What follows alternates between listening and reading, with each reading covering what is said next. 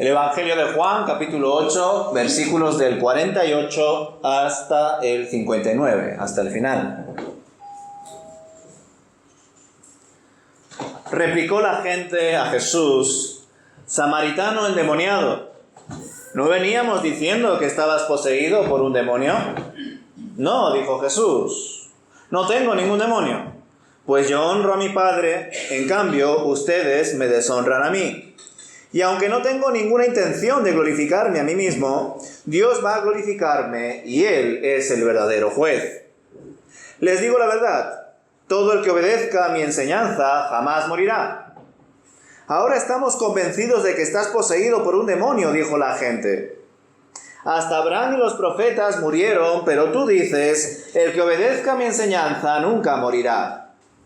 ¿Acaso eres más importante que nuestro padre Abraham? Él murió igual que los profetas. ¿Tú quién te crees que eres?» Jesús contestó: «Si yo buscara mi propia gloria, esa gloria no tendría ningún valor, pero es mi Padre quien me glorificará. Ustedes dicen, Él es nuestro Dios, pero ni siquiera lo conocen. Yo sí lo conozco, y si dijera lo contrario, sería tan mentiroso como ustedes. Pero lo conozco y lo obedezco. Abraham, el padre de ustedes, se alegró mientras esperaba con ansias mi venida. La vio y se llenó de alegría». Entonces la gente le dijo: «Ni siquiera tienes 50 años. ¿Cómo puedes decir que has visto a Abraham?» Jesús contestó: «Les digo la verdad. Aún antes de que Abraham naciera, yo soy». En ese momento tomaron piedras para arrojárselas, pero Jesús desapareció de la vista de ellos y salió del templo. Pues hasta aquí el capítulo 8 del Evangelio de Juan. El Señor Jesús acababa de exponer a estos líderes religiosos que no eran de Dios, y que Él sí lo era, y que por eso mismo no le podían oír ni entender. Esto les parecía algo absurdo a estos judíos, ya que ellos se consideraban maestros, representantes y doctores de la ley, y veían en Jesús a un joven rabí que estaba persuadiendo a mucha gente con sus doctrinas, señales y prodigios. Pero que no era más que un iluminado de Nazaret de procedencia ilegítima y que no se había formado en escuelas de prestigio como sí lo habían hecho ellos.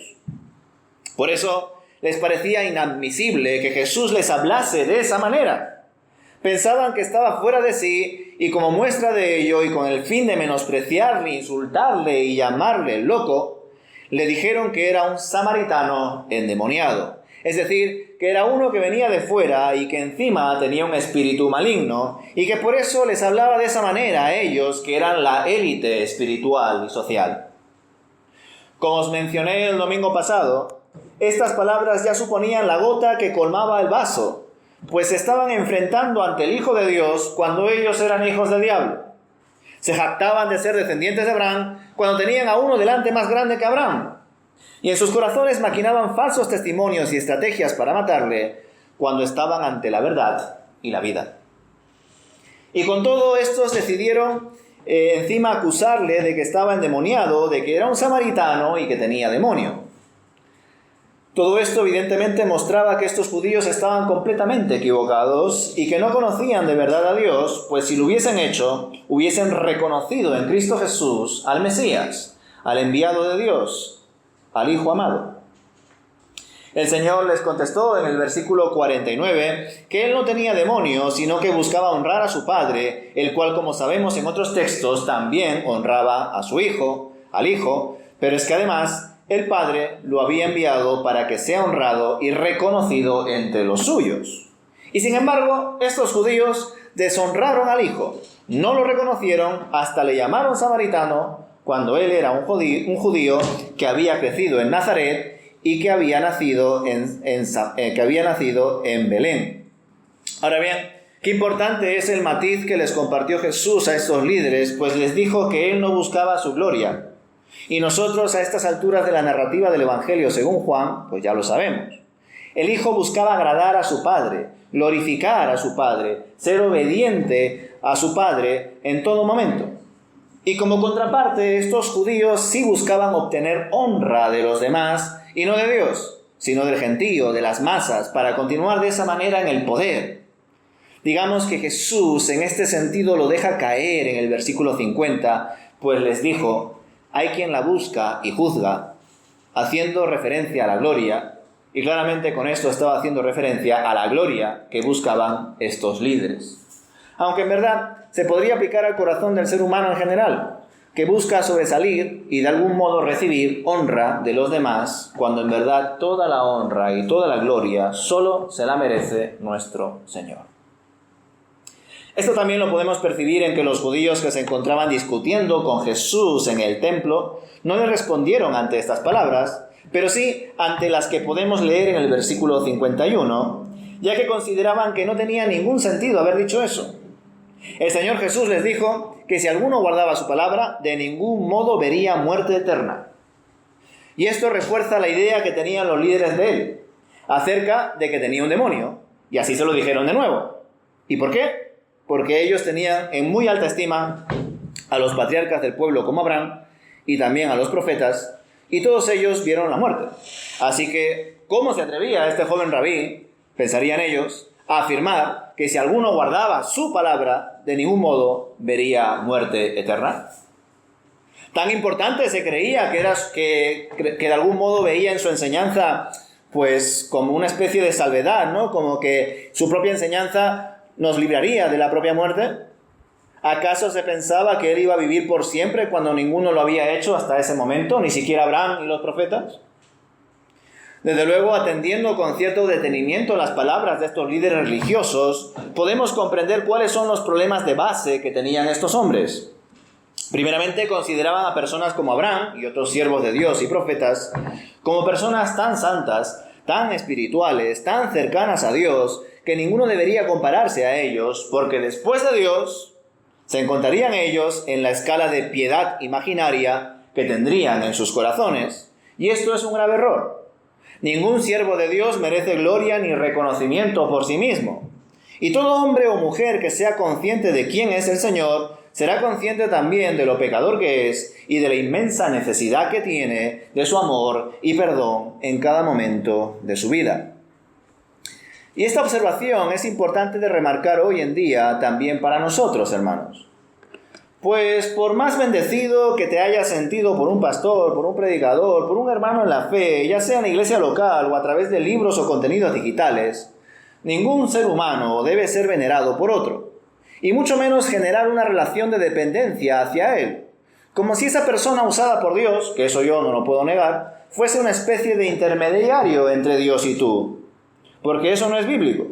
Ya sabéis, no hay ningún mediador entre Dios y los hombres, salvo Jesucristo hombre.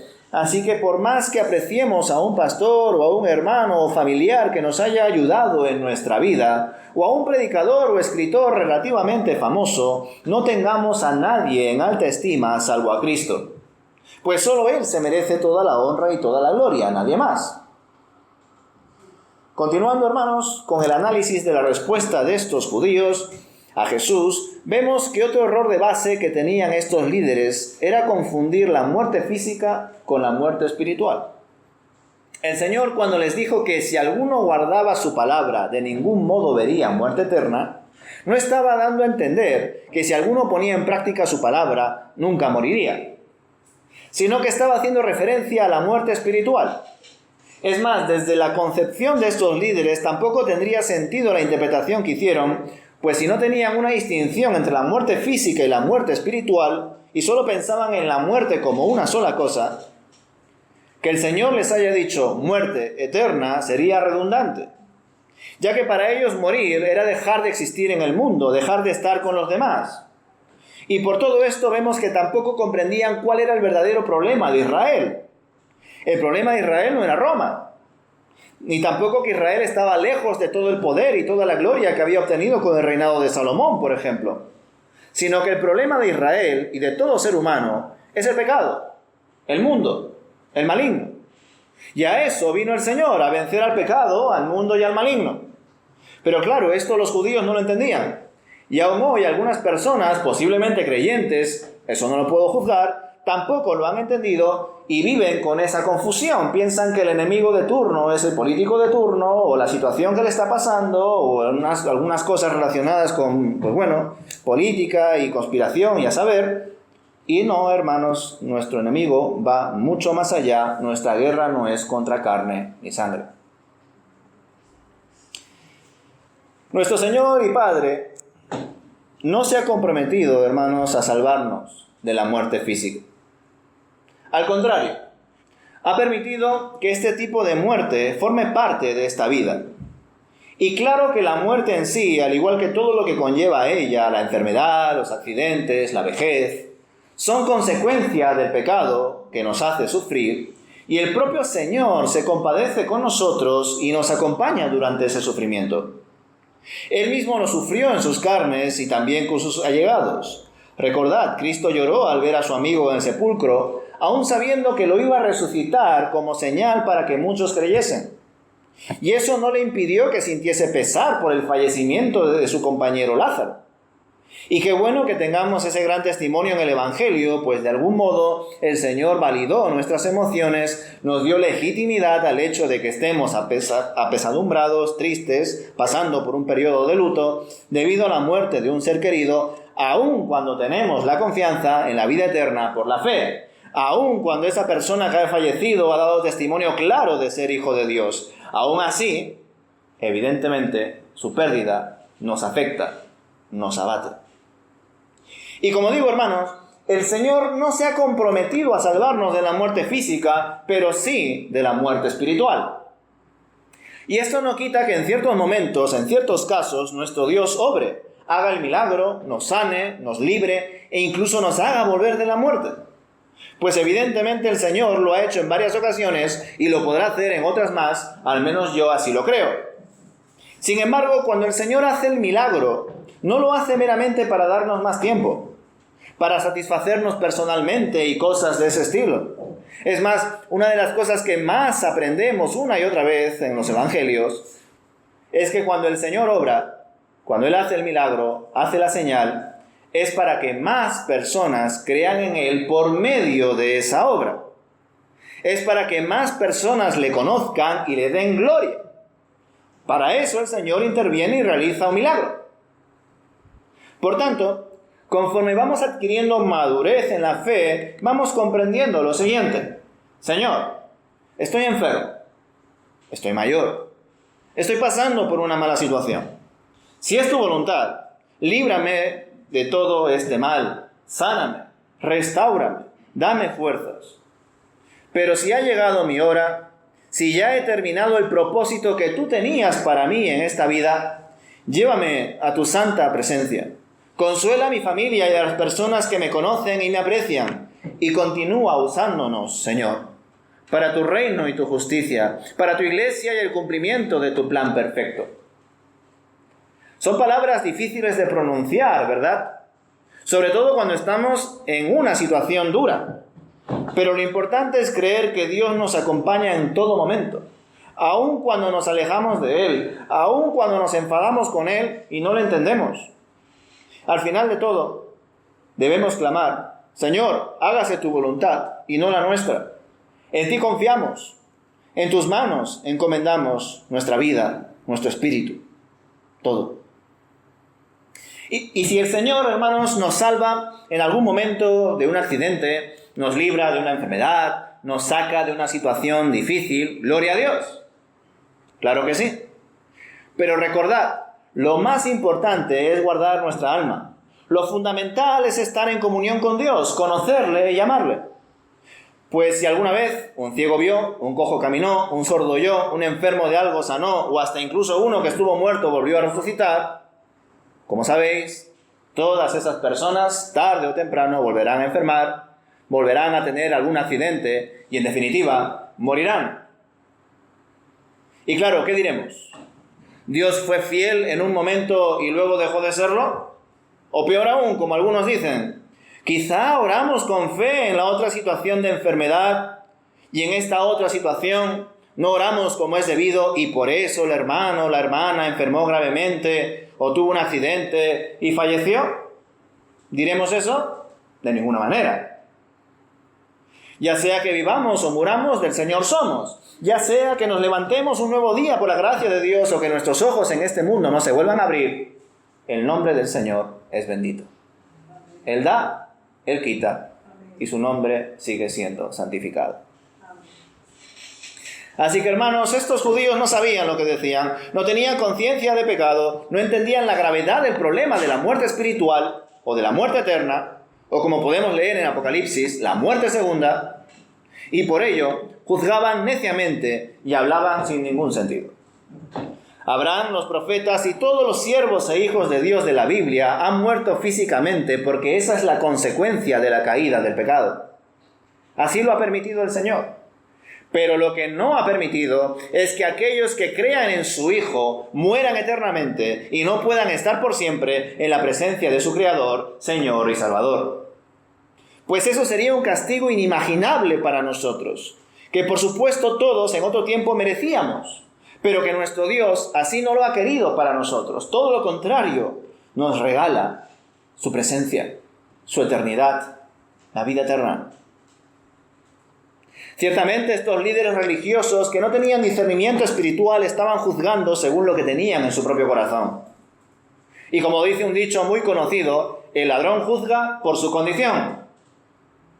Y como ellos mismos buscaban en todo momento resaltar sus egos, obtener más prestigio, influencia y poder, pensaban que Jesús estaba patrocinando a sí mismo, que de algún modo quería quedar por encima de ellos públicamente y así crear un nuevo movimiento donde él, Jesús, fuese la persona más influyente y con más poder terrenal. Pero nada más lejos de la realidad. El Señor Jesús les confiesa que él mismo no buscaba glorificarse, sino que era el Padre quien le glorificaba, quien ellos suponían que era su Dios, pero que, como ya sabemos, ni siquiera le conocían, y el Padre tampoco les conocía a ellos. Y como vemos en el versículo 55 y ya hasta el final de este capítulo, el Señor Jesús dejó en evidencia que todo esto que él compartía lo hacía porque debía dar ese testimonio de la verdad ante todos. Es decir, él ni siquiera buscaba hacer estas cosas con el fin de discutir con los líderes religiosos y adquirir fama y revelar poco a poco su identidad, sino que lo realizaba por obediencia a su Padre. Su Padre quería que realizase esas obras. Para eso había sido enviado. Y si él hubiese actuado de otra manera, si él hubiese dicho otra cosa, con el fin de no impactar tanto a los judíos, con el fin de ser políticamente correcto, estaría mintiendo. Y la verdad en persona no podía mentir. Debía ser quien es, y se debía mostrar como es, como la verdad. Es por eso que pese a la complejidad que para muchos oyentes haya supuesto en este momento, en este contexto, en el templo, escuchar estas cosas, Jesús compartió a continuación su preexistencia, su ser eterno. Pues Jesús no era un ser creado, como algunas herejías a lo largo de la historia de la Iglesia dieron a entender, ni tampoco era un ser finito o con limitaciones respecto al Padre. El Hijo y el Padre uno son. Y el Señor Jesús fue antes que ningún ser humano creado por Dios, y por supuesto esto incluye a Abraham y a todos los profetas y siervos que el pueblo de Israel tenía en alta estima. El primer patriarca por la fe, Abraham, confió en el Señor, creyó en que tendría una gran descendencia, y ahora, junto con todos los hijos de Dios, se encuentra en su presencia. Ahí está, con el Señor, ahora mismo. Y claro, los judíos se mostraban atónitos, a la par de molestos por estas palabras del Señor. Ellos continuaban juzgando físicamente y no espiritualmente, y le dijeron a Jesús que cómo era posible que haya visto a Abraham si no tenía él ni siquiera 50 años. ¿Quién te crees tú? Otra vez vemos otro problema de entendimiento, pues el Señor no les dijo que él vio a Abraham, sino que Abraham le vio, es decir, que vio su venida y Abraham se regocijó. Pero es normal que le contestasen así, ya que estos judíos continuaban poniendo a Abraham por encima de Jesús y por encima de todo el mundo, evidentemente menos Dios. Y lo hacían porque no sabían quién era Jesús. Y para no continuar alimentando la necedad y la torpeza de corazón de estos líderes, el Señor les acaba declarando que antes de que Abraham llegara a ser, Él era. Es decir, siempre fue. Siempre será, Él es. El gran yo soy, el Señor, el único. Y esto, como os imagináis, pues ya supuso lo más blasfemo de oír para estos judíos. Ya no solo los estaba ridiculizando, ya no solamente se estaba poniendo por encima de ellos, y hasta incluso por encima de Abraham, sino que llegó a afirmar que él mismo era Dios, siendo también hombre. Y eso era abominación para ellos. Sin lugar a dudas, si Jesús no llegó a ser apedreado en ese mismo instante en el templo, fue porque no era su tiempo. No era ese el plan de Dios, Padre. Pues en ese mismo instante, la afrenta que sintieron estos judíos era tan fuerte que perfectamente se podrían haber saltado la ley romana de que no podían acabar con la vida de un judío según sus propias leyes. Pero no era ese ni el momento, ni el lugar, ni la manera en que el Señor iba a entregar su vida por nosotros. Y tras haber dicho el Señor, yo soy, salió del templo y se ocultó. Hasta aquí son las enseñanzas del Señor Jesús en el templo al finalizar la semana de celebración de la fiesta de los tabernáculos en Jerusalén. Y hermanos, ¿qué haremos nosotros ante estas palabras del Señor Jesús? Pues atenderlas, recibirlas y ponerlas en práctica, como no podría ser de otra manera, ¿verdad? Ya sabéis, todo aquel que guarde la palabra del Señor no verá la muerte eterna, y como somos hijos de Dios, no queremos la muerte eterna porque queremos recibir siempre la palabra de Dios y a nuestro Dios mismo, ¿verdad? Por lo tanto, todo esto es recíproco, lo cual es magnífico, hermanos. No sé si lo habéis pensado. Es decir, nosotros no guardamos la palabra solo con el fin de evitar la muerte eterna.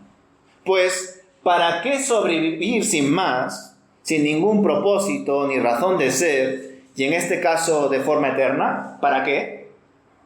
¿Solo para seguir existiendo? ¿Solo por vanidad? Ciertamente guardar la palabra de Dios, conocer a Dios, es fundamental para luego seguir recibiendo más de Él, para estar con Él por siempre. Por lo tanto, lo que hacemos ahora ya es un adelanto de lo que recibiremos en gran abundancia después.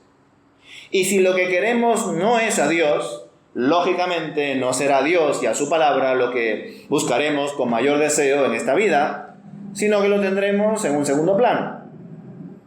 Por tanto, concluyo que si ahora te esfuerzas por recibir mucho de Dios mismo, tendrás a Dios por siempre.